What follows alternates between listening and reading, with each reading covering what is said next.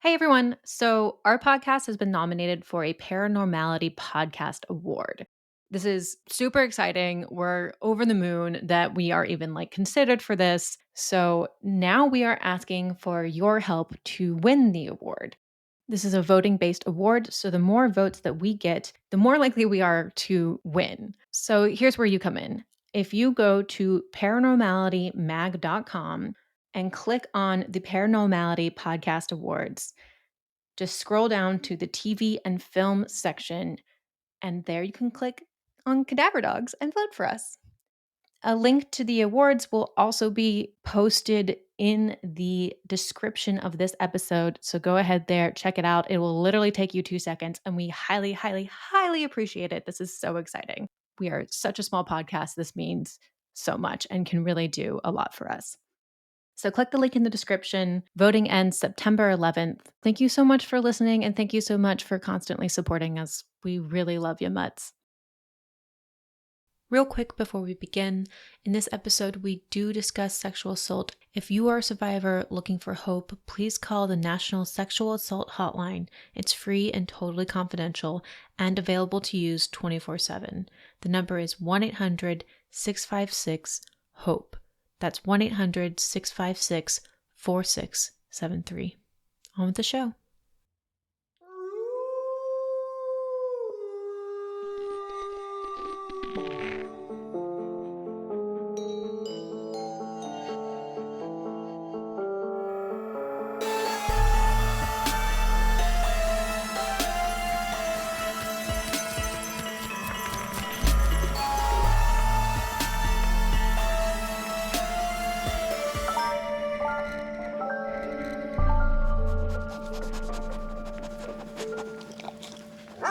Hello and welcome to Cadaver Dogs Podcast, my mating mutts. I'm Rob Pasercha. And I'm David B. Jacobs. And unfortunately, Devin Shepard will not be joining the Cadaver Dogs this week. Now, before we get started, please follow us on all social media platforms. That's at Cadaver Dogs Pod on Facebook, Instagram, and eventually we're going to have a YouTube kind of thing going on.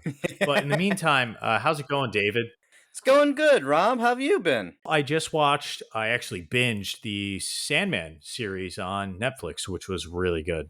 Okay, don't tell me anything. I bought some of the books to finally read. I've been meaning to read this for like 10 years, but kept putting it off. It seems like something I will dig a lot.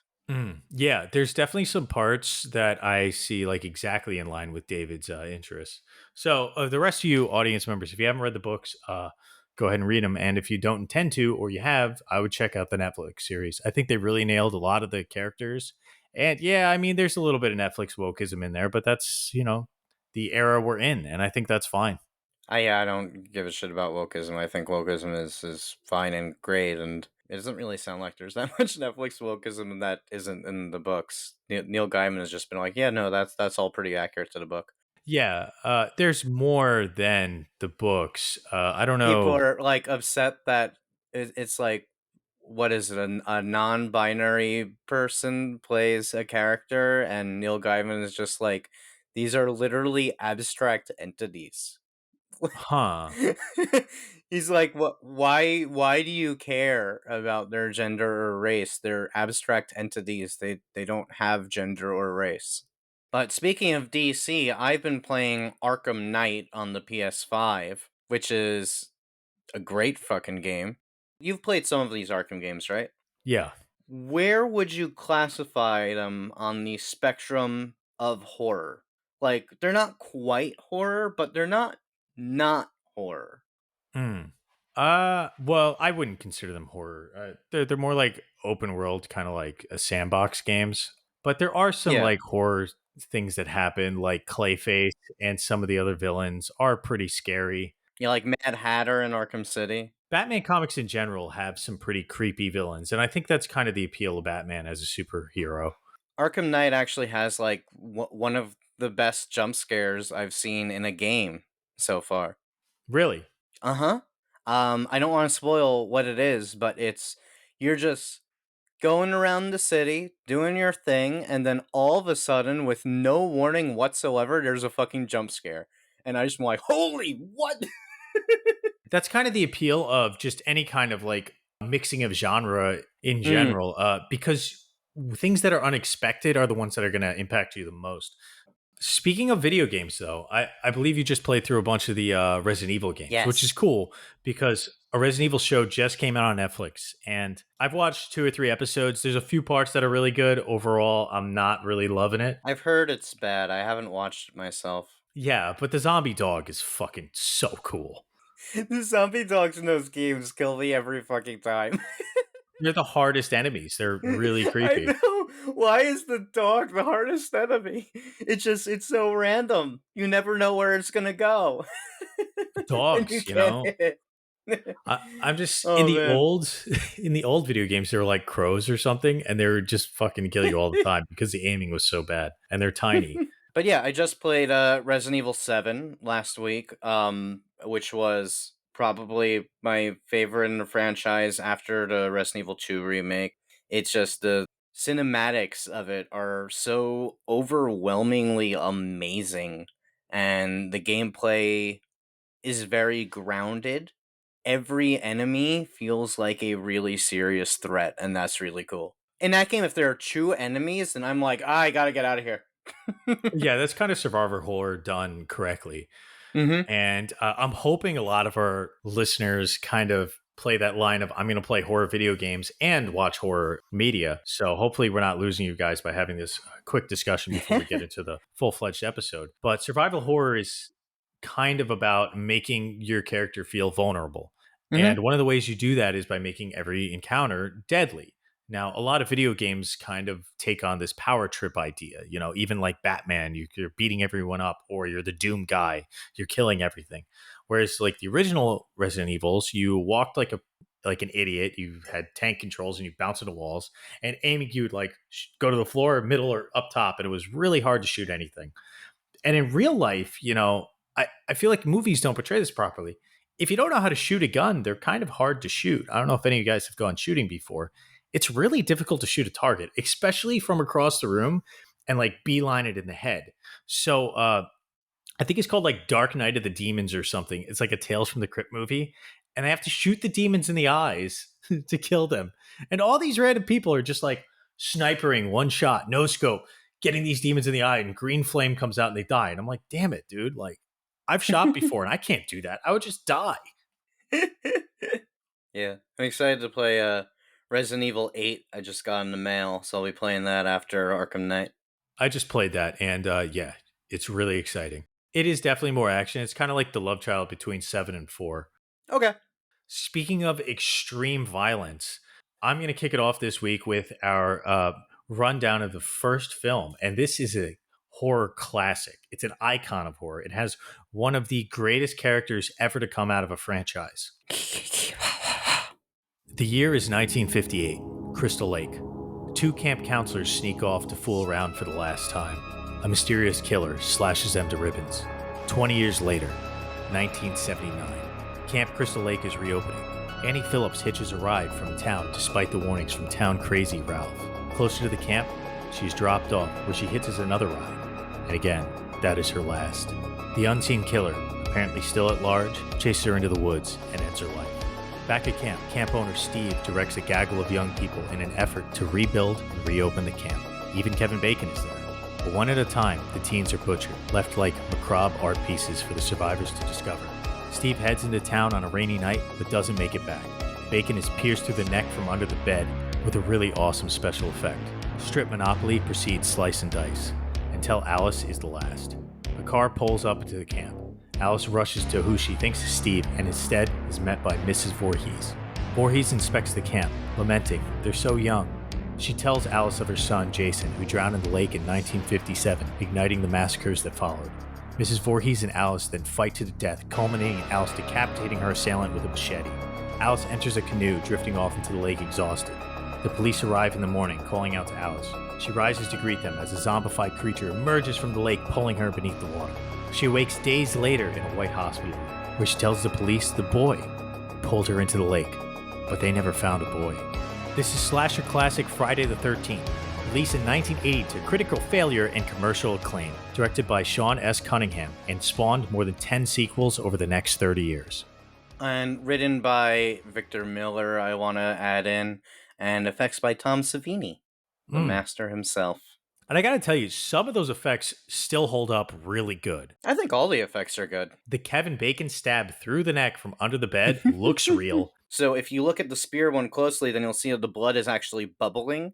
And the reason that happened was because the rig wasn't quite working, and Savini went, he blowed on the tube thing that shoots the blood himself, and they got bubbles in there, but they decided to just keep it.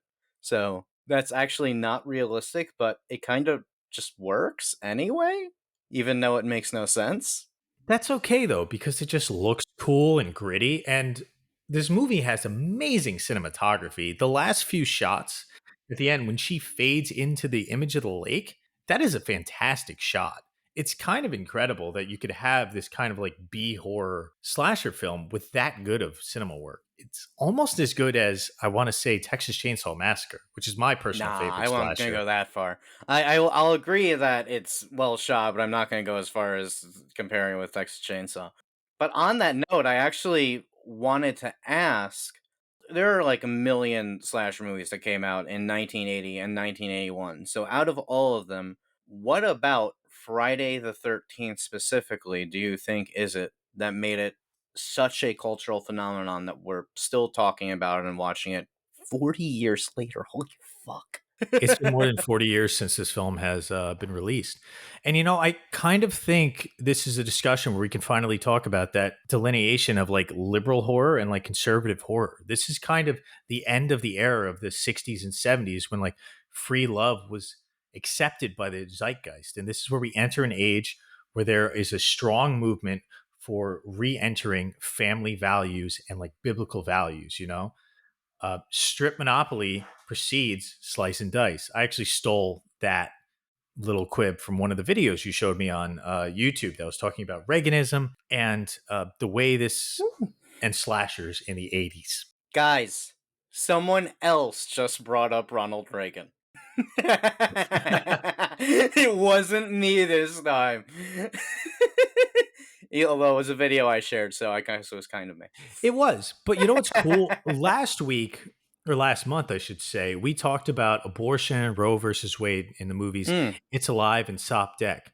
Now, this is another movie that was directly affected by the Roe versus Wade movement, which allowed the anti abortion or the pro life congregation to kind of solidify into a single movement that they later gained power in the 80s. And this is exemplified in this type of film where a biblical force kills young people for enjoying themselves and doing things that are sinful, air quotes. yeah, we've talked about some of this before, but basically, there was this movement around this time that was bolstered largely by evangelicals. I don't want to make like a super anti-religion argument or anything, but just saying historically speaking, a lot of this was held up by evangelicals and Puritanism and whatnot.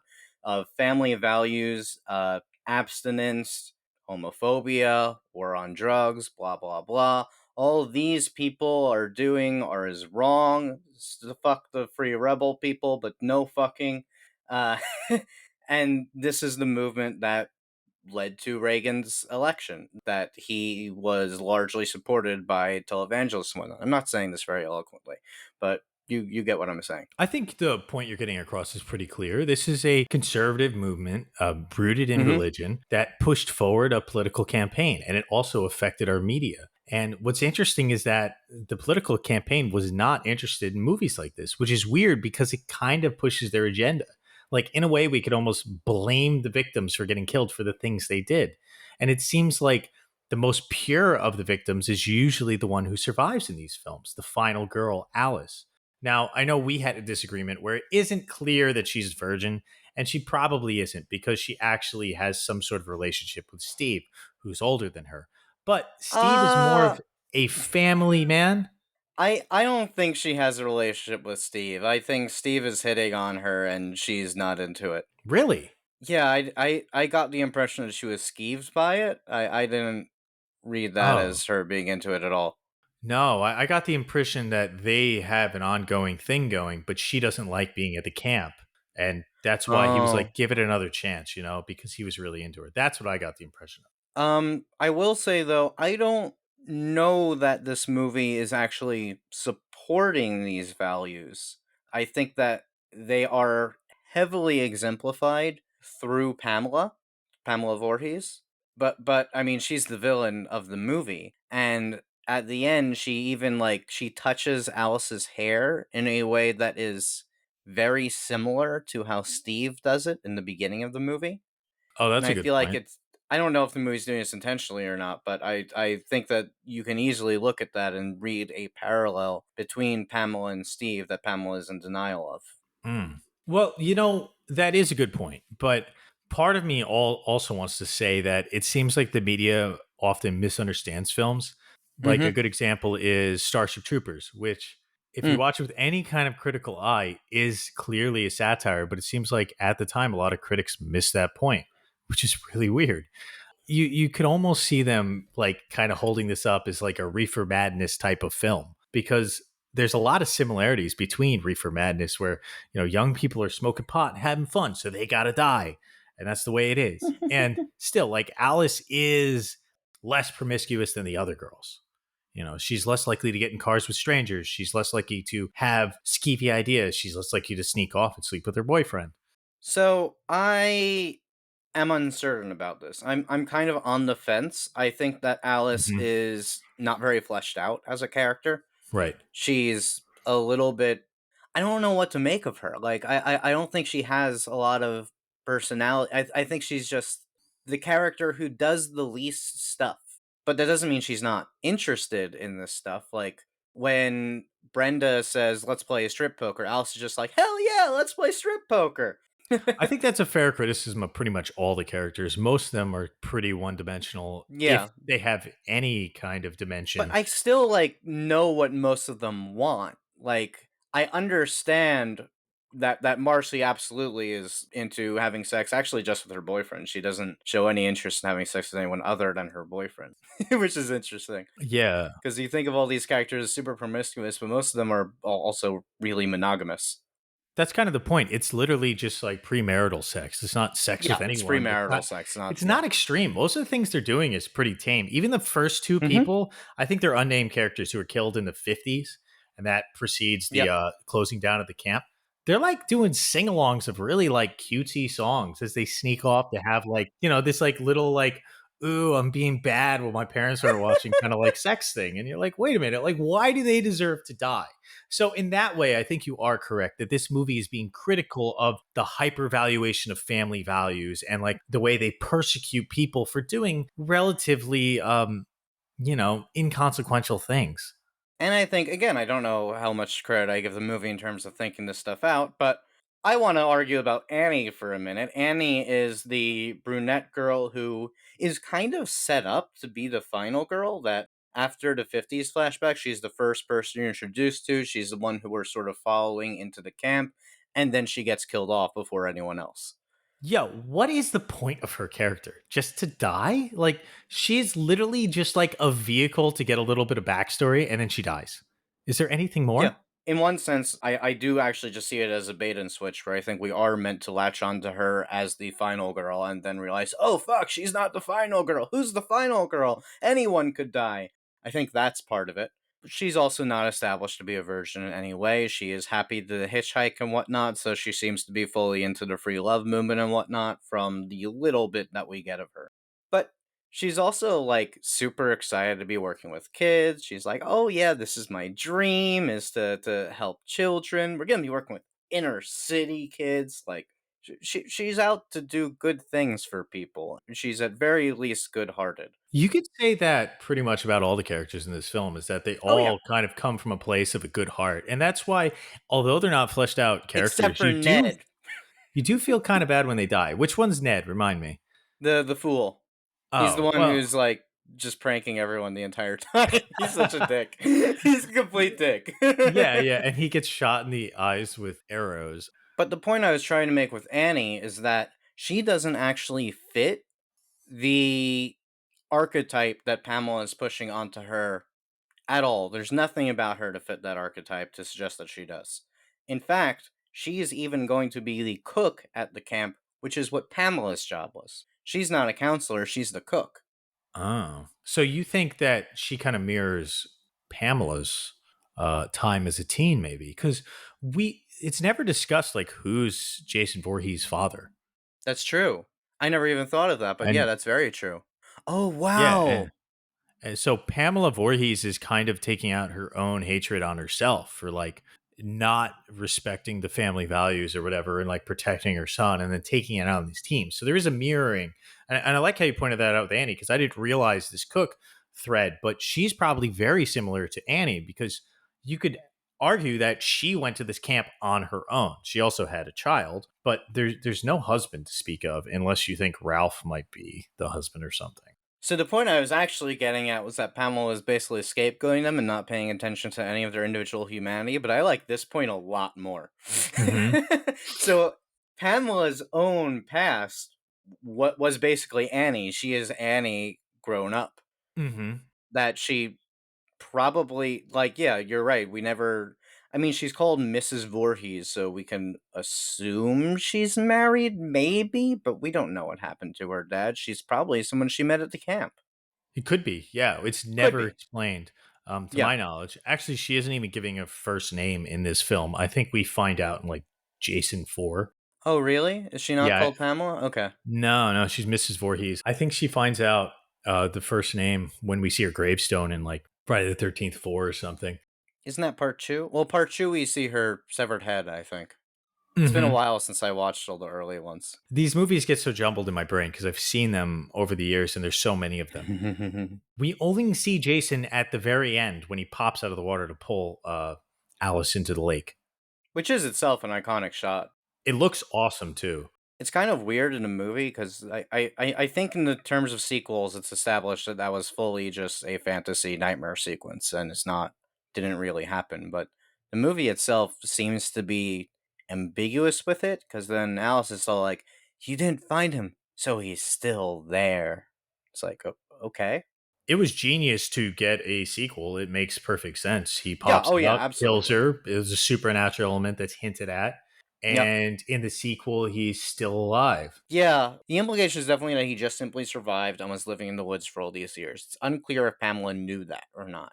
And watching the first one, it's believable to me that she had him this whole time, but is just saying that he died for the sake of making her argument, or Mm. maybe even is just, I mean, she's completely bonkers. Uh, Very bizarre. Yeah, the second movie doesn't exactly make sense because I don't even think he's zombified. I think that's more of like a later iteration where he's a yeah, zombified. Zombified is part six. Yeah, and he's kind of like a demon later on in the series. I think at 9 he possesses Yeah, people. that one's dumb. Yeah, I didn't even finish that one, honestly. That's the worst one in the series by far. It's so bad. While we're on the topic of final girls, I mean, what do you think of Alice as a final girl? I kind of feel like I guess I said this earlier. Most of the characters just are kind of one dimensional, so I feel like she's passable. She looks good as the final girl. I mean, they're all one dimensional, but she's zero dimensional. I don't know what she is. I don't understand her character. I don't know what she wants or anything about her. I think her entire personality is just her wardrobe. Yeah, I think they were trying to go for she's like the odd duck in this group. Like she doesn't want to be there. She's talking about leaving. She has the older boyfriend. Like she isn't one of them. I think there's a distinction between her and the other characters that they're trying to go through, but they don't do a very good job of establishing. Maybe that it is possible that that is the case. Yeah. And hence to the theme of final girls, which I mean Friday the 13th is like the poster child of, since she's not like them, she's more deserving of life, which is kind of this idea that sex is kind of sin, right? If you engage in sex and drugs you deserve to die, hence the Reaganism. It also might be a modern perspective thing because, again, if her entire personality is her wardrobe, basically she's dressed very tomboyish. She has like a very short hair. In modern lens, that just looks like, oh, she's very independent and free minded. But back then, it might have been like, oh, she's one of the boys. She doesn't do that stuff. Maybe. I don't know if I would call her one of the boys, but I would definitely say that she's less sexualized than the other characters. She is less sexualized, but it doesn't mean she's less interested in sex. I don't know. It's hard to pin. Well, I mean, since we're not getting any more, that's what we have to go off of. So I think like Yeah. the way the characters look is what we have to assume they are, since there's not much more. Like Kevin Bacon's character, what the fuck does he do? He fucks. He's a guy who fucks and can fix an engine. I mean, that's it. Then he dies. He listens to Marcy talk about her dream. Hmm. Yeah, yeah. He seems like a nice boyfriend, actually. Yeah, he actually seems pretty nice. Yeah, he seems like a nice boyfriend. And he gets murdered. And Steve seems like a nice guy. You know, he tips the waitress at the diner well, and then he gets murdered. Well, I read his scene with Alice differently than you did. I thought he was creeping on her, but you read it as they actually have an established relationship. So that definitely changes how you read that character. Yeah, yeah, 100%. One of the things that I find cool and kind of dated about this movie is the POV killer. Now, that's reminiscent of Black Christmas and I guess some scenes in Halloween and even Jaws, which I've heard it compared to, where you don't really Hmm. know who's doing the killing until later. And I think it's kind of a cool tactic because it builds suspense. Every scene feels as if there's an intruder coming in. And even if you don't want to have the killer there, if you use a Steadicam shot, it feels as if something's intruding on the scene. What do you think? I mean, it's definitely ripping off Halloween. Victor Miller, I think, actually said that he learned how to write a horror movie by watching Halloween. And there are a lot of other shots in the movie that I think are just Halloween recycled. Like, I think it's Steve who falls from a tree when it's his dead body, and it looks exactly like the one person falling out the closet in Halloween where they fall upside down and whatnot. I'm like, this is literally just Halloween. But yeah, it is effective in hiding the identity of the killer, and I've never had the experience of watching this movie without knowing it was Pamela, so I don't know if I would have guessed it or not. Did they even mention Jason before Pamela is revealed? They mention a kid drowned in the lake. That's it. Okay. And it's kind of off the cuff. It's like a kid drowned in the lake. There were fires and murders. That's all we hear. Pamela is an unknown until she's revealed. I saw this for the first time when I was 13 or 14 years old, I think, and I watched like all of them.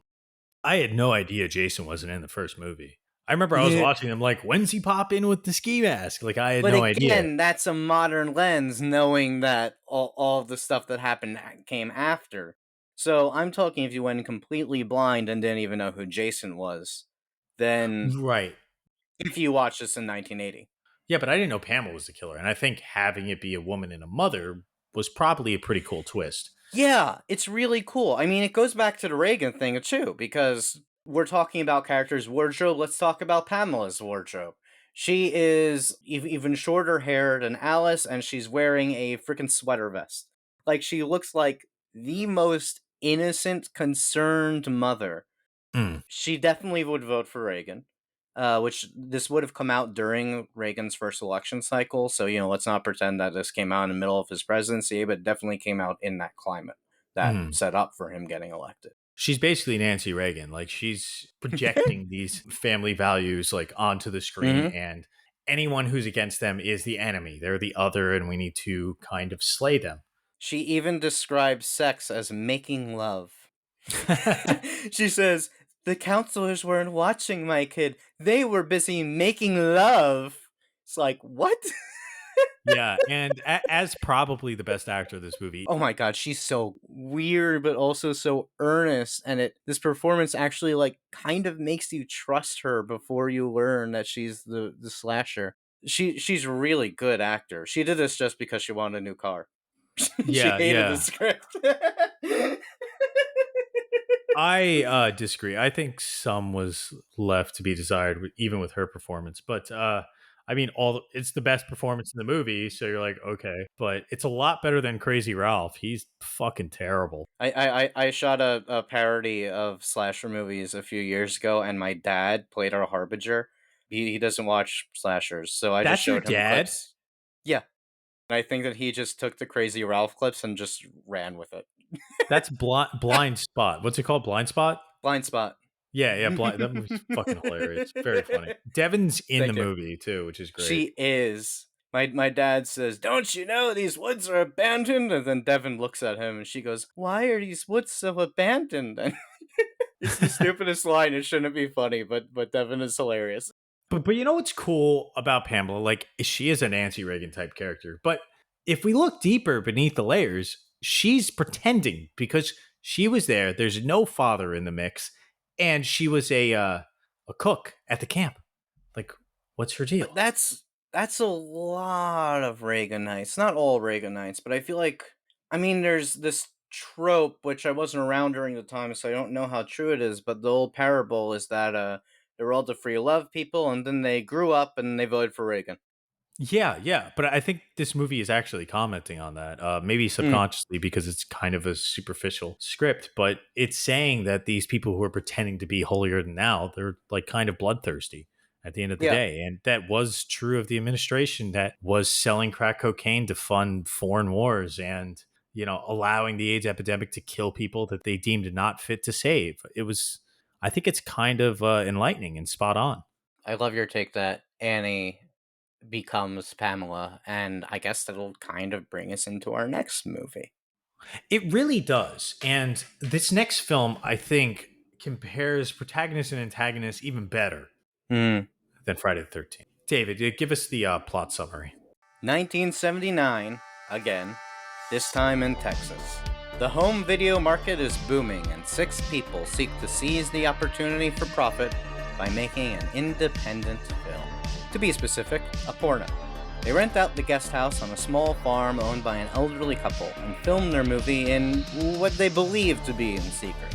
Crewing the movie is a couple just out of film school, RJ and Lorraine. RJ is excited to bring a cinematic lens to this genre, which so often lacks it. But as Lorraine, aka Church Mouse, watches the porn with judging eyes, something shifts. And for reasons we'll no doubt get into, she suddenly asks to be in the movie. RJ is not happy about being forced to film his girlfriend have sex with another man and abandons the film, running right into Pearl, is the old woman who lives in the house. As her husband Howard explains, she gets confused. It happens sometimes after dark. But she's not possessed or anything like that. She's just really sad that she doesn't get to have sex anymore. She misses the days when she was special. Now stalking these porn stars, she sees something special in Maxine. Probably because they're played by the same actor. Entranced, Pearl goes about making moves toward Maxine, yearning for the days when she was young. And so, when RJ flees the shoot and encounters Pearl in the driveway, she asks him to look at her the way he looked at them. But he doesn't want to. He's grossed out by her. So she kills him. I mean, this is a horror movie. Where do you think we were going with it? Pearl kills off the cast and crew one by one with the help of her husband Howard, who would do anything for her. Eventually, we're left with just one. The one who Pearl was so entranced by, Maxine. With her friends dead, with her boyfriend, the producer Wayne, dead, Maxine is obviously repulsed by Pearl and rejects any connection. Now bitter enemies, Pearl tells Maxine that she's nothing but a deviant little whore and that we're the same, to which Maxine simply says, "No, I'm a fucking star." Anyway, Howard has a heart attack. Pearl tries to shoot Maxine, but she's old and feeble, so the kickback breaks her hip. And then Maxine drives a car over Pearl's head, while the old woman warns her that she's not special. It'll all be taken from her. This is X. Written and directed and produced by Ty West, starring Mia Goth and Mia Goth. Thanks for that quick rundown of the plot summary. So, one of the things I find really interesting is that Mia Goth plays two different characters, both the protagonist and the antagonist. Why do you Mhm. think they chose to make that decision? Good question. Most obvious, I would say that Pearl clearly sees herself in Maxine, and that is exemplified very well by the fact that it's literally the same person, even though I had no idea of that on my first watch of the movie. I found out in the credits when I said, huh, they didn't credit whoever played Pearl. What's up with that? Who played Pearl? You're not alone. I didn't know that either. I think a lot of people didn't know that. The makeup completely hides it. No one knows that's the same person. It's really good makeup. It's really good makeup. But I think that on a more thematic level, you can talk about, like, okay, why does she see herself in Maxine? That there is a similarity between the two characters. Like we were saying with Annie and Pamela, that Annie becomes Pamela, Maxine becomes Pearl. Not literally, it's not time travel, but Maxine is who Pearl was, and Pearl is Maxine's future. There's some cool shots that play off of this, like when Pearl is watching Maxine have sex, it match cuts as though Pearl is also having sex in the same position. Hmm. And this isn't just now cutting back and forth between the two characters, it's also cutting back and forth between Mia Goth as a young person versus Mia Goth as an old person. We're all gonna be old. George Romero said in his movie The Amusement Park, someday you too will be old. And I saw my reflection in the snow covered hills till the landside brought me down. Yeah, they sing that song in the movie. It's so good. I do like how they play music in the movie, and it's very reminiscent of Friday the 13th, actually, now that I think about it. But Mm, I don't necessarily see Pearl as the inevitable end of Maxine. I think I hmm. see her as a possibility, and it's the possibility that Maxine really doesn't want because she wants to have it all. She wants to make sure that she doesn't end up in this sad state of things. And I think it's being kind of critical of the way the youth viewed the elderly at that time period and maybe And now. even today. Yeah. There's definitely this running theme where like Wayne is the producer and Maxine's boyfriend. He keeps reminding her like you're special, you're special, you're special. And then at the end of the movie, Pearl tells her you're not special. Uses those exact words. And Pearl keeps talking about how like oh I thought I was special too. Right. She's like, "You're just like me." And Maxine's like, "No, you're not. I'm not just like you. I am way fucking better. So I'm going to drive over your face with this car." And her head explodes. That part was cool. I like how she broke her hip too. We were just talking about how hard it is to shoot things, and the other thing with shooting things is that there's kickback. And if Mm. you're old and you're not expecting that kickback from a fucking shotgun, But yeah, like depending on the caliber, a shotgun, for instance, does have a lot of kickback on your arm. hmm I think the movie is a little over the top at blowing her off her feet through a doorway, but I mean, she's like 100 years old. How the fuck old are these people supposed to be? They're literally like walking skin sacks. They look so fucking old. I mean, the makeup is definitely a little bit exaggerated. I think she looks more realistic than he does, but I'm fine with them being a bit exaggerated and over the top because I think that adds to the movie. I mean, the younger characters are so repulsed by them, so I Yeah. like that it is an exaggerated version of old age. Oh yeah, it's like squishy. Like you can feel like the hanging like papery skin and how gross and squishy it feels, and that definitely adds to the horror fact. But it's also Mm. like part of me just felt a little guilty looking at old people and being repulsed because in general, like old people don't make me feel repulsed. I'm kind of almost drawn to old people because I had such a relationship with my grandparents that I don't have that like ew kind of effect. But it does a really good job of making me feel gross and ew It wants you to feel gross about it, but then it also wants you to question why you feel so gross about it. because they made gross makeup. It's not because they're old. Right. What else did you have to say about the comparisons to these two characters? About how one is like the potential of losing everything that you hold valuable? Because Maxine measures her worth through her physical ability on screen, right? It's not about her brain, it's about her acting potential and her sexuality. And those are the things that Pearl also measures her value by. And I think the movie is not necessarily making a very nuanced statement about sexual value in women. And men. Definitely favoring on the women. I mean, it's Yeah. clearly intentional that all the men die first so that all the women are saved for later and get to keep that dynamic alive for longer. But I mean, they have like literally they sit down and have an entire conversation about the ethics of sex. Yeah, kind. It's I wouldn't say it's a very interesting conversation because like the characters don't really bring anything to highlight. It's kind of a juvenile conversation, really. They're just like we can fuck anything and it doesn't mean anything and blah blah blah. And it literally they watch it destroy a relationship like 5 minutes later. I don't think you can just divorce feelings from the physical act. I think the physical act is intertwined with our biological stimuli and our emotional psyche. I think anytime you engage in that kind of activity, some sort of part of you is interacting on that wavelength. And we see that happen with Lorraine and RJ's character. What they did to RJ was pretty fucked up. That's why I didn't really like the characters in this movie. So, going off the sex divorcing from feelings, blah blah blah. One, I think it depends on the person. I think that for some people can, some people can't. Some people are monogamous, some people are polygamous. Yeah. All people are different, and we can't just make generalizations about all people. And there is no right or wrong choice here. I think all the choices are equally valid. We're going to have to agree to disagree on that point because I think a lot of people think they can do that. And I think most people can't. I think it's a rare person who's good at really doing things like meaninglessly. And I think a lot of the time, if they can do that meaninglessly with like someone else's body, it's because they don't have that much respect for that other person's body. I didn't say most people. I'm not making any assumptions about statistics here because I don't know the statistics, but I am saying that different people are different, and there will be some people who cannot do that, and there will be other people who can do that. Again, agree to disagree because I think we should.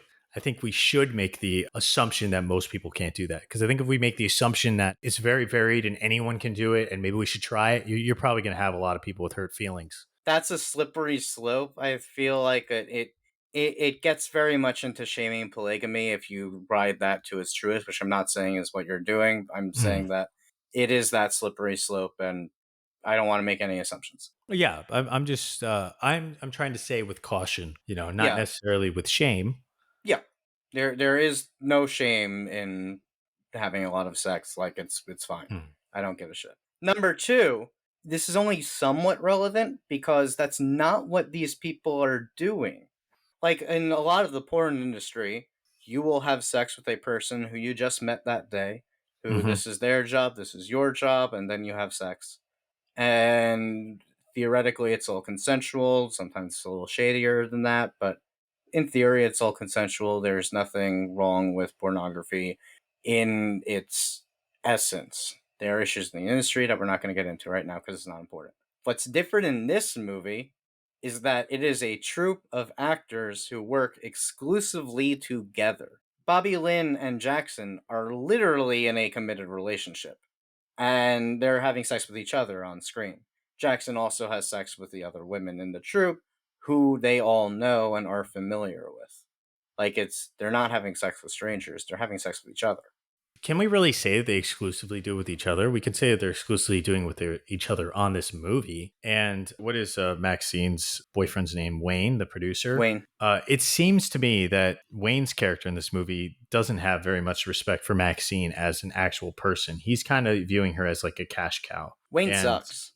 yeah, he's like kind of an asshole. And he's the one kind of like touting this idea that you can just like divorce yourself from sex and blah blah blah. And that's why he like talks RJ into shooting the scene, which, I would just say RJ is being like a complete bitch and he gets totally cuckolded in the scene by doing it. Like you're the director. You should just be like, no.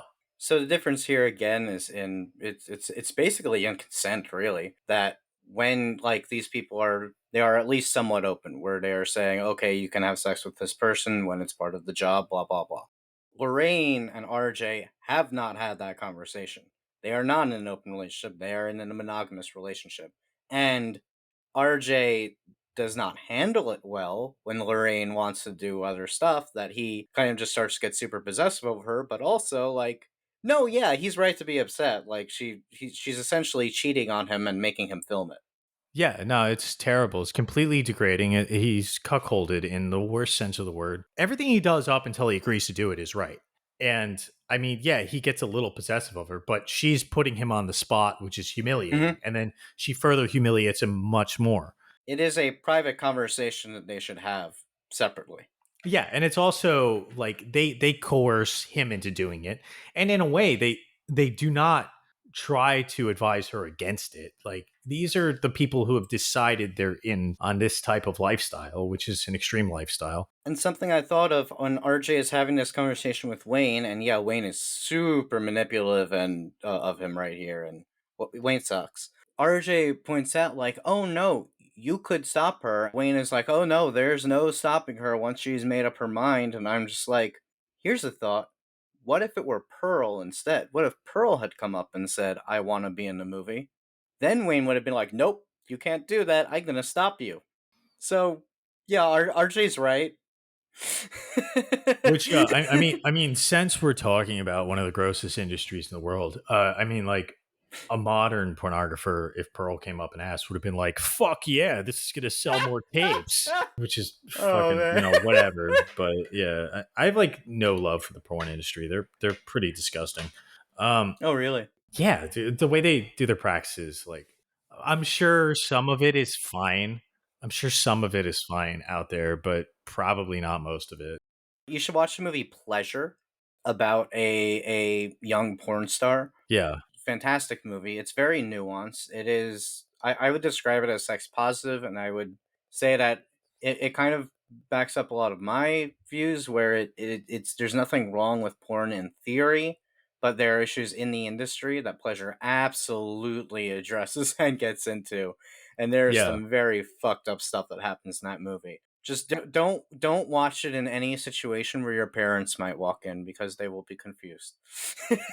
Yeah, yeah, I think that's that might be a little obvious, but I mean, also, if you're interested in the porn industry, you could watch Hot Girls Wanted, which used to be on Netflix, which talks about kind of like lower end porn and like the way they kind of manipulate girls to get into there and the kind of practices they do, which are pretty fucked up. And then also, if you want to watch like maybe one of the other extremes, you could watch Rocco, which is like he's one of the main porn stars of the modern era, and he's just a complete fucking egomaniac. I mean, the guy's comparing himself to Jesus Christ while he's fucking two girls at the same time. This is not. It's probably not a healthy lifestyle. I meant to say this before we were comparing the characters. I guess I was wrong because there's a lot of direct comparisons between Howard's character and Kid Cudi with Jackson Hole in the Hmm. movie because they're both Marines, and the one guy Mm, fucks all the time. The other guy's like, my heart's gonna go if I fuck. So there's that jealousy exists with both the characters. that's interesting. I like that. Like Jackson and Bobby Lynn, I think are that those are Kid Cudi and Brittany Stowe's characters. I feel like they are pretty sex positive in like a way that their relationship seems fairly healthy. Like I don't think we're given any red flags from them like we are given with Wayne and Maxine or with Mhm. RJ and Lorraine, where Lorraine seems to maybe want more than RJ is interested in giving. Not even that he can't give it, just that it's not something he's interested in, that she's interested in. And there might be some repression issues there that they would need to deal with separately. And then Wayne is just really possessive of Maxine. Bobby Lynn and Jackson seem pretty healthy. Yeah, I'd argue probably not, but I mean, we don't really know. We don't know anything about their lives outside of this movie, except that he feels like he's the man because he's in these types of movies, and she enjoys the movies too. It's pretty obvious, but that she's using this as a means to an end, which is like a materialistic end. Whereas Maxine wants to be the like star. She wants to be a sexual icon. And that's Hmm. why Pearl is so drawn to her, because the thing that's missing in her life is the thing that defines this other woman's life. And they're also psycho murderers, just fucking cuz. Like, I don't really Yeah. understand why they feel the need to kill these people. I mean, they're just psycho murderers. Okay. Well, it's implied that there's some rape going on. With who's raping who? Pearlist. Pearl's raping who? People that she kills. There's like the one guy that they have killed and strung up in the basement with like his dong hanging out. Oh, Um, she's a necro. yeah, that was that, or she's just having sex with them and then killing them after, so they don't tell anyone. That was the understanding I arrived at. Ah, that makes sense. I don't know. Maybe I didn't get that, but I probably just didn't miss it. I mean, they lock Jenna Ortega up in there alive, and that the implication I got was that Howard did that for Pearls, that she could have this person, and Pearl's like, "Oh, I want the other one." I'm not sure what you want him for, but probably what you're talking about. Yeah, I think they aren't going to say that outright because it kind of changed the tone a lot, but I think that is the implication. Yeah, it'd make it. I don't know. It's weird. I don't She know. does crawl into bed with Maxine, and then Maxine is freaked out and she's like got to wash with a lot of soap because she's super disgusted. And I'm just like, well, yeah, you were just sexually assaulted, so I absolutely understand what you're getting at. Yeah, yeah. It's also worth noting that it kind of seems like Howard is kind of dragged into this by Pearl. Like he doesn't necessarily want to kill all these people, but then he's like, "Fuck, my wife killed him again. Got to do it again." And it doesn't seem like this is the first time they've done it.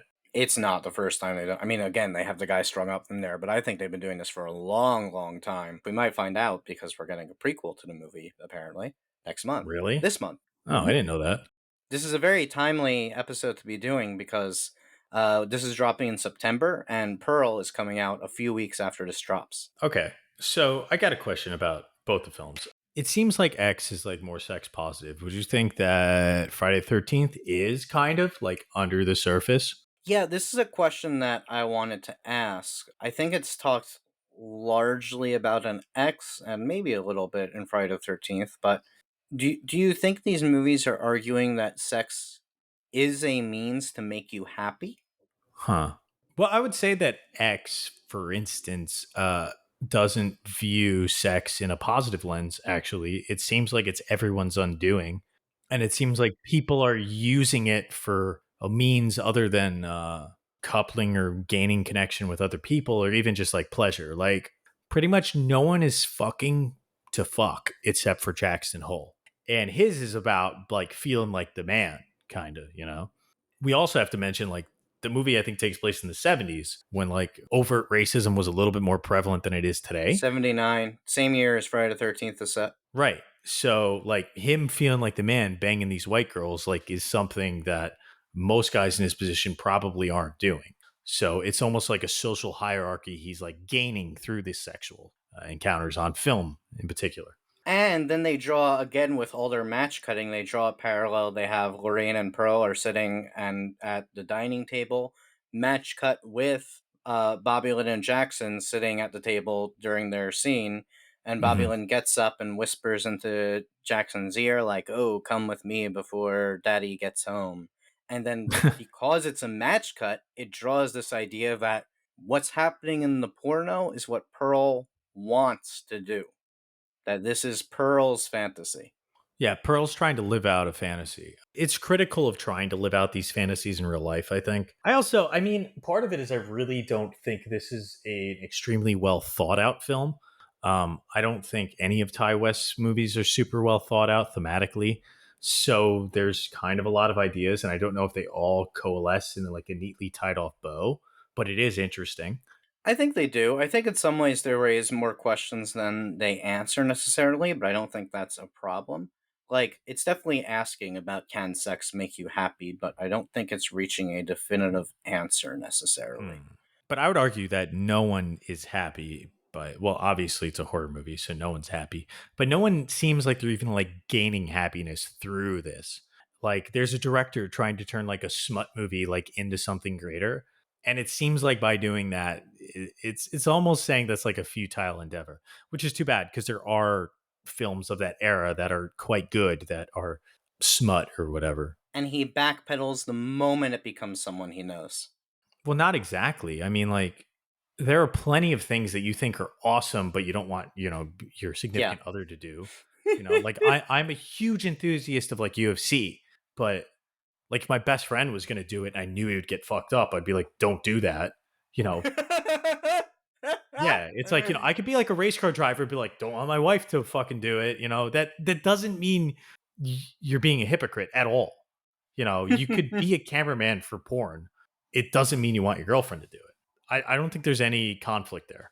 I actually love Lorraine's character. I find her so interesting. They call her Church Mouse, so she's closer to the virginal stereotype than any of the other characters in the movie. Even though she's not, she's in a monogamous Hmm. relationship, but she is closer to that stereotype.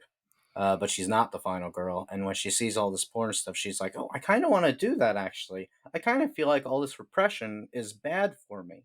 And I think that maybe that's where the movie nuances its argument, that it's not just saying that, like, yes, this sex isn't necessarily making any of the characters happy. I do not get the impression that Maxine is happy for this life she's chosen, but Lorraine's also not happy for not choosing it. That in some ways maybe it's just that neither of these approaches is good, that it's putting we're all putting too much weight on sex, maybe. Maybe I don't know if it's making a claim like that. I do think it's making statements about like how we value people through sex, and maybe that Definitely. is kind of broken. Like for instance, like Howard is taking on this air of like prudishness because he's trying to steer his wife away from it, not necessarily Hmm. because he finds anything wrong with sex, just that he's incapable of giving it to her, like Yeah. physically, which is not wrong. Like he'll die if he bangs her, which ends up sort of happening. Like he has a heart attack Yeah. probably because of the extreme stress of the situation, not just because he blew his load.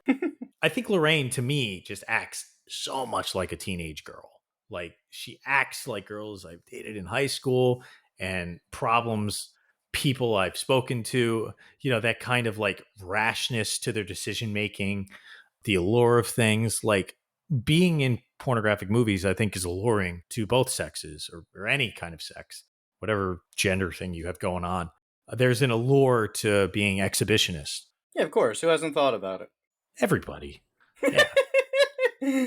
But what's also interesting is that then the movie further twists this idea that they've been calling Lorraine Church Mouse the whole time. Now she's not. Now she's part of the movie. And then we later find out that actually Maxine is the Church Mouse. Wait, how's Maxine the church mouse? Her father is literally the televangelist on the television. Oh. did you Yeah, did you okay. blank out during that reveal? I think I forgot. It's a little bit of a forgettable reveal. It's kind of like, oh, okay, but Maxine literally is someone who was raised up in this evangelical church and then ran away and became a porn star. Her father is like the guy who's out getting Ronald Reagan elected. So, compared to Friday the 13th, I mean, what do you think each of these films is saying about your social value in terms of like your sexual appeal or your Hmm. sexual practices and what those do to your social value? Because a lot of people have argued that Friday the 13th, at least from the villain's perspective, they're punishing people for engaging in sexual activity, and thus their social value diminishes. And I think that's very accurate. I think Friday the 13th is definitely making a point, either consciously or not, that people having sex in this era are less of people because of it, or they are viewed as less of people because of it. This is before AIDS, but AIDS would become a thing very shortly afterward. Yeah, actually, I think some of the first cases of AIDS were like discovered a year after Friday the 13th came out. Well, AIDS had been around for a long, long, long, long time. Yeah, I think some of the first cases in the US were found, Okay. like documented, like in the 81 or something, which is a year after the release of Yeah. Friday the 13th, maybe even less than a year, depending on the month. So, like, it was within the zeitgeist of the 80s to view sexual deviancy as punishable and sinful, more so Hmm. than it was in the 2 decades prior, right? It was kind of a Yep. reversion back to family values, like we were mentioning earlier. And X, I think, is doing this much less subtly than Friday the 13th, if it is in there, like we stated, that a lot of these prudish people who are Reaganites or whoever are actually just covering up their real sexual desires to put on an air Uh, for some sort of effect, right? I don't know, because I don't think that Pearl and Howard are argued as Reaganites. The main Reaganite in the movie would be Maxine's father, who we only see on the television. Yes, but they come across as prudish. That's my point, that Reaganites and prudish people, not necessarily Reaganites, but Okay. they're putting on this air of prudishness for the effect it creates. Now, the effect theirs is creating is to try to calm Pearl down because Howard will die if he bangs her. But for the televangelist, he's doing that to gain more followers and thus more money and social credit, et cetera, et cetera. That underneath the surface, like this animalistic urge to propagate through sex is something that most people feel. And to cover it up is probably negative. And I think even the repression they're feeling is part of what, well, I don't know. Pamela Voorhees has a few different things going on. Like hers is vengeance for her son. And the other thematic element is kind of on top of the character rather than formed from the character. X explicitly states that repression is bad, whether or not you think that's what the movie is saying, that's what some of the characters say. And then we're given an example of that through Lorraine, who winds up acting out and going way too far. But then it also then throws in this question of, okay, but what about people who can't have sex? Like Howard and Pearl, and what does it say about them? And it almost, where in Friday the 13th, the sexual hierarchy is if you have sex, you are less of a person. In X, it takes all these people who at least want to have sex and shows that if they can't, then they're less of a person. That flips the dynamic on its head, where now the old people are the disposable ones who society doesn't give a shit about. That's a really good point. I guess I can ask you the same question that we asked about Pamela Voorhees is like, do you find Pearl and Howard sympathetic characters? I, for one, do. I do too, which is weird because Pearl's a fucking rapist murderer, but I really sympathetic to her. Yeah, me too. Because like that character, everything barring the murder and kidnapping and rape potential rape and whatnot. Like, she's super sympathetic. Like, she's just someone who used to have this valuation, and then she's lost it. She's so sad and miserable. I know, and I feel bad for Howard too. Like, because at the end of the day, he's really looking out for his wife. And in Hmm. a way, I'm almost more sympathetic to him because he's really looking out for his wife.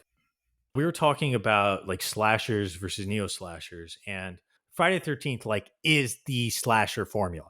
It is the epitome of what a slasher movie is, and they're all kind of like based on that. At least the typical ones like Sleepaway Camp. I mean, even honestly, like Black Christmas, even though it predates it, is basically Friday the 13th. X is so fucking close to this slasher formula. I almost want to say it's a slasher rather than a neo slasher. Although it flips some of the themes on its head, it's not like a Scream, you know? It's So people have never heard the term neo slasher. Can you explain what that means? a neo slasher is kind of just like the next generation of slasher films. It usually means that it tweaks the formula in some way. So a neo slasher would be like Jason X, slasher in space. And there's usually a slash in there. Like literally, there's like neo dash slasher slash sci fi, or like a satire like Scream, which would be neo slasher satire. Um, but since X is pretty much just the formula of a slasher, almost in the same way of like I know what you did last summer. I mean, are they really neo? I The only difference I think is like time. They just came out later. Do you think that it's really done much to change the formula of slashers in the way that Friday the 13th did? I think it's oversimplifying things a lot. X is made with the tropes of slashers in mind, and it is aware of tropes and how people have responded to tropes. It came out after Men, Women, and Chainsaws was written, so it's clearly aware of all these things and playing off them intentionally. It's not just people having sex, people are making a porno. And it Hmm. does a lot to humanize the characters and to add nuance. No one in this movie is one dimensional. I think it's a lot more complex than Friday the 13th, at least on the surface. There's when we're analyzing Friday the 13th, we're talking a lot about the political context around it. When we're analyzing X, we're talking a lot about the nuance within the movie. I think that's a fair criticism, especially since it seems like the script for X has more layers. I guess, like, do you think it's really changed the slasher formula? Do you think this is just like the new slasher? Because if you just increase the budget, the kills, the et cetera of a slasher, does it really change the essence of being a slasher? Because, you know, if you talk about Scream, like that is a neo slasher satire, you know, because it satirizes what is in there. This plays into like the whole thing about noir versus neo noir. And for a long Right. time, I was always asking like, why even make a difference? And what was eventually explained to me is that neo noir is always made knowing it's a noir. That noir was like basically just a grouping of different movies that were made in the same time period and saying, oh, look at all these tropes that they have in common. Mm. And then neo noir is we know that that's what we're doing. Now let's do that. And to some extent, I think even when X conforms to the slasher formula, it's doing so intentionally. It's not doing so because this is what's popular right now. It's doing so because it said, what if we actually just do things the way they did in the 80s? It changes a lot to me that X is not made because this is a commercially viable genre right now. Like it's very aware of itself. Yeah. So I think it's fair. But what's cool is like a lot of neo noirs are like neo noir slash sci-fi, or neo slasher slash comedy like a Club Dread or something, or neo noir slash satire like Scream. I think that X rests really comfortably in just a neo slasher, if not just a slasher film.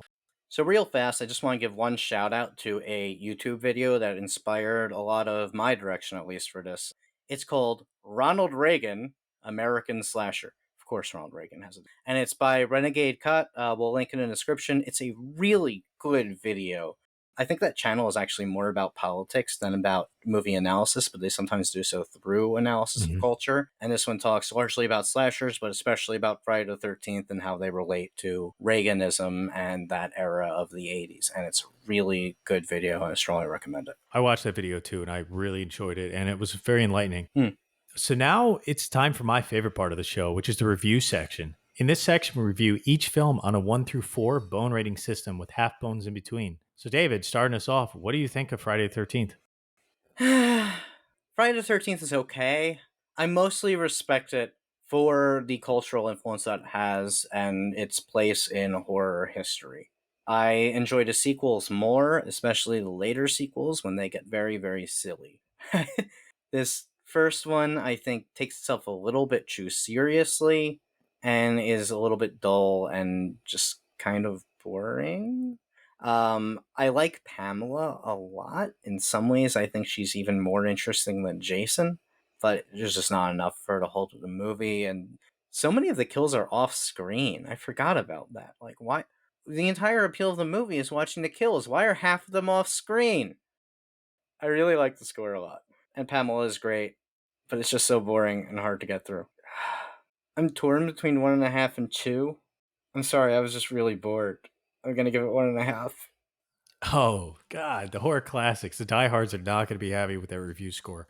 They're not going to be that happy with mine. I gotta tell. I think this entire series like threads between 1.5 and 2.5 bones. Yeah. One of the best things about it is the cover. That iconic cover of the silhouette with Hmm. Camp Crystal Lake in the within the body of the silhouette is so fucking cool. And it's worth noting that the guy who did the score for pretty much all of the movies. I felt like this movie had a lot of good suspense. And it's really not fair knowing the twist before you watch it because all the kills happen off screen because there is a mystery unveiling, but it wasn't done super good because we don't get the story of Jason until after the fact. If we had the story of Jason, you're like, Jason's doing these killings, then you find out it's actually his mother. I'd be like, holy shit. See, like as Yeah, a fan of the series, the first time I saw it, that's what happened. And that really got me. I thought it was Jason the whole time. And then I found out it's a mother. It's like, whoa, what the fuck? But that unveil isn't in the movie. That's just in the fan base. Scream spoiled it for me. I do like Friday the 13th, the original. I think it's good. I think it's kind of scary at points. There is a lot of suspense that I really enjoy.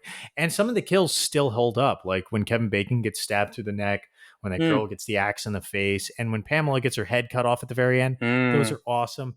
And the very end of the movie, I know it's such a horror trope, but it looks so cool. I do think everything you said is true. I think it's a little slow. The acting is pretty bad and there's like a dead zone in the middle of the movie that's pretty hard to get through. So for that, I'm going to give it 2 bones. So now, coming from the Shadow Realm, we have Devin Shepard's reviews. Admittedly, I obviously was away from this episode. I was traveling, so I didn't have the opportunity to rewatch this movie. And it's been a few years. So I'm just going to give a very concise review from what I can remember about Friday the 13th. I like this movie a lot. I remember it being like one of the purest slashers I've ever seen. I'm so happy that I agree it fits in so well with all the rules that were discussed here today. The kills are fucking fantastic. The twist is great. I mean, come on. That's amazing. The acting is fun. Again, the kills are amazing. I think it also was one of the first films to really lead to this terrifying idea about summer camps. I know there were a bunch before, but I think this one especially was so terrifying and really stood out. And it started a franchise for a reason, and it created one of the greatest monsters of all time. And the ending, come on. The ending is so perfect and so beautiful. It's a reason why it's a meme that we see on the internet again and again and again. So I'm going to give this one 3 bones. Wow, that was so interesting, Devin. I have no idea what you said because you're recording it at a different time, but that was really interesting, whatever you said. I may or may not agree with you. Yeah, Devin, I definitely either agree or disagree with whatever you said, either closely or in the extreme. So now, but now for a second film, I got to tell you, I know that David and I are going to have a big major disagreement here. So let me know what you thought about X. I fucking love X. The script is so interesting and layered, and every line is perfect. Like, literally every line could have been the little quote that I would give after the theme song at the end of the episode. You guys know I do that. I could do that with any line in this. The acting is great. Mia Goth playing both roles is. I literally didn't know she was playing both roles the first time I saw this. And it's even better on a rewatch because now I do know all these things and I'm able to see all the clever things that they're doing with the match cuts and whatnot. Beautifully shot. I mean, we're talking about how Friday the 13th is well shot. This X is on a whole other level. I mean, this is freaking master class cinematography. I love the filmmaking in this movie. interesting editing. They do some weird things with like when they cut back and forth between scenes, they have these weird transitions where it like flickers. That's interesting. And they have a whole split screen sequence. Guys, we need more split screen movies. Split screen is awesome and people need to use it more. In this one they do it when Brittany Snow is singing Landslide, and like just hearing Landslide, which is a song about getting older and regretting the choices you've made and wondering if there's any going back, while showing both the young people and Pearl at the same time, is like so effective and moving. And I just love the empathy that it shows toward every character, including the villains. If you see any horror movie that came out this year, make it X. I'm giving this 3.5 bones. Wow. Yeah. So I sort of agree with some of that. I don't really like this movie that much. There's a lot of cool parts. I actually like the first half much better than the second half. And I think 99% of that goes to the lackluster kills. I just don't think the kills are that good. And I think as a slasher film, you got to get creative. There's little to no suspense. The crocodile's fucking cool though. Crocodile was cool. And there's a lot of boobs, which is cool. So like it's pretty good. It's just like kind of a passable slasher. I feel like there could have been a lot more going on with the villains. I just didn't really get into them a lot. And a lot of it was just about, ew, old people, gross. And like they were squishy. And it was a little gross, but like that sex scene between Howard and Pearl is like pretty nasty, but it's like nasty on purpose. And like, I get it, I'm the weird. only one who's moved by that scene. I think it's so sweet. Oh, weird. But good for you, man. Like, why not? I just feel like there was a lot more they could have done with this movie, and it's too bad they didn't go there. And also, I just think it should have been more extreme. I felt like it was way too tame for my taste. It's a movie X about people doing a porno in a farm where the owners kill each other. I wanted a lot more blood and guts. And I think some of the kills in Friday the 13th are better than the kills in X, which is inexcusable. Like, you're a modern movie and you're about a porn. Like, go for it, guys. I want to see blood and guts. Like, there should have been more entrails. There fucking weren't. And that pissed me off. That aside, I thought the acting was very good and a lot of parts were really good. So I'm going to give it 2 bones. It's pretty good, but it could have been a lot fucking better. That's fair. I understand though wanting more blood and guts. It definitely doesn't have as many. Friday the 13th has Oh, there's something I want to a few mention. amazing kills. What's up? I didn't realize Mia Goth got her start in Nymphomaniac, which is a Lars Van Trier movie. Yeah, I just, fair. I can't believe I forgot to mention that whole thing. Like, she's awesome. I saw this in theaters with Devin, but I forget all your opinions, Devin, so please enlighten us. Again, I didn't get to watch this one for the pod, so it's been, I guess, a couple months since it first came out. I actually saw it with David. I loved this movie. There's a reason why Ty West keeps coming back to being one of the greatest modern indie horror directors. I love everything that he does. And I'm so glad that he, is coming back to horror after his stint in westerns. And yeah. They were bloody and gory and like still horrific, but I'm so happy to have him back. His films are always an homage to the genre, and he's just such a fan. And it's so nice being a horror movie fan, watching these films and being like, oh yeah, like horror movies are beautiful and like they are amazing. And I think that's what Ty West does so well in his films. Love him as a director. I fucking love this cast. Oh my god, they're amazing. I love them coming together. There were so many creepy moments in this film. I think overall the filmmaking was really strong. I think the script writing was really strong. Yeah, there were a few moments here and there that like I didn't necessarily agree with. The kills are a little subpar to me. The whole thing with the crocodile just wasn't really like that thrilling to me. But I will say most of this film to me sums up in that one scene when Pearl is dancing in front of the red lights of the car. And that's just something that scene will stick with me for I think a very, very long time.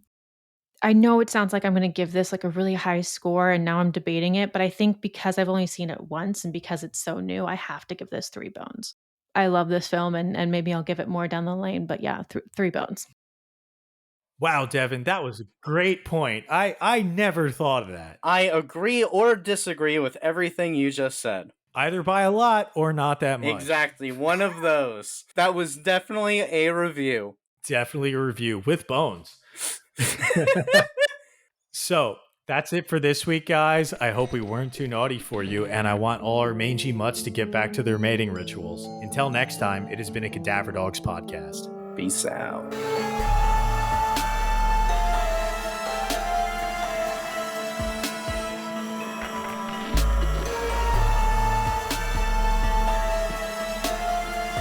His name was Jason.